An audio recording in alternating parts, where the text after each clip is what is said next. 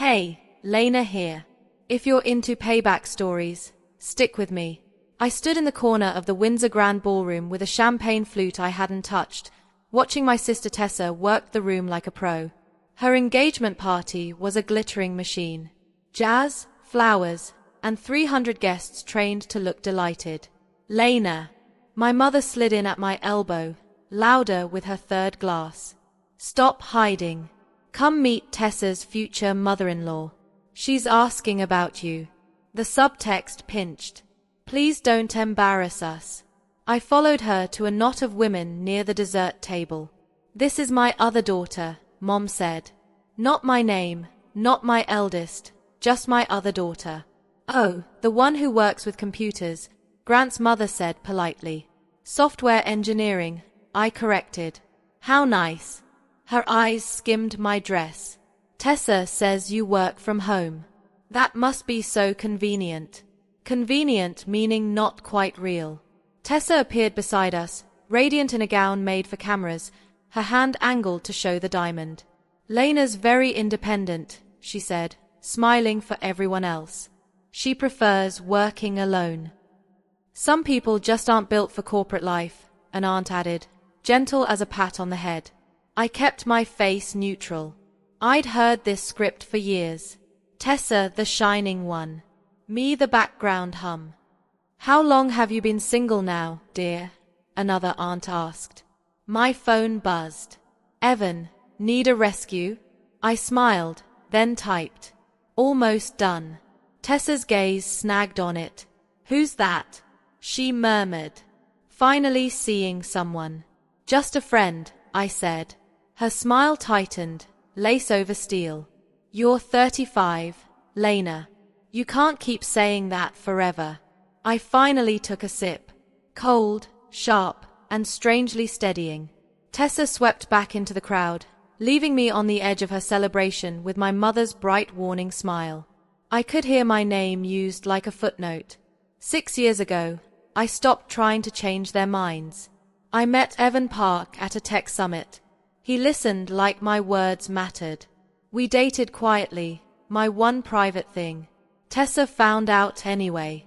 At dinner, she snatched my phone, read his name, and later cornered me in the hallway. Men like that don't end up with women like you, she said. You'll get dumped and we'll all watch. So, I made a choice. Let them underestimate me. Evan proposed on an ordinary Tuesday in my apartment.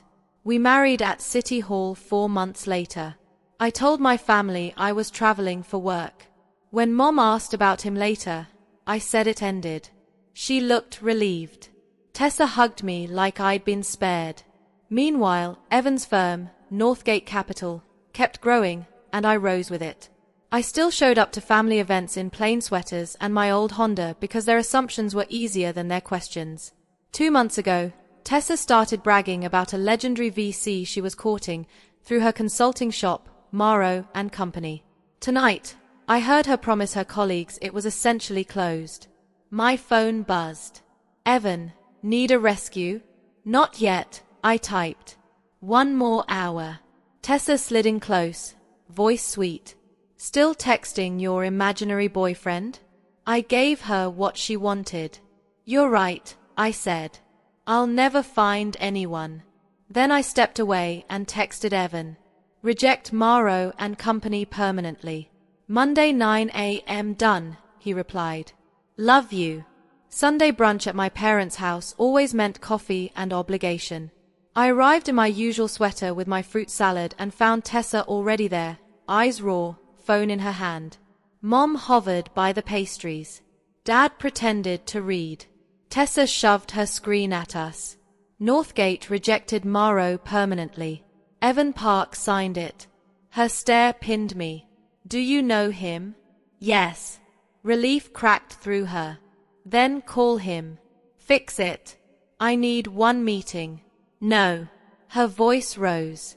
Why are you being difficult? This is my career, and last night you made mine into entertainment. I said. You told a ballroom I'd die alone. I was trying to help you be realistic, she snapped. Here's reality. I opened my photos and slid my phone across the table.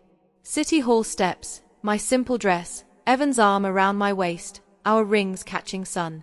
Mom went still. Dad lowered the paper. Tessa zoomed in, hunting for a trick. "That's my husband," I said. 4 years.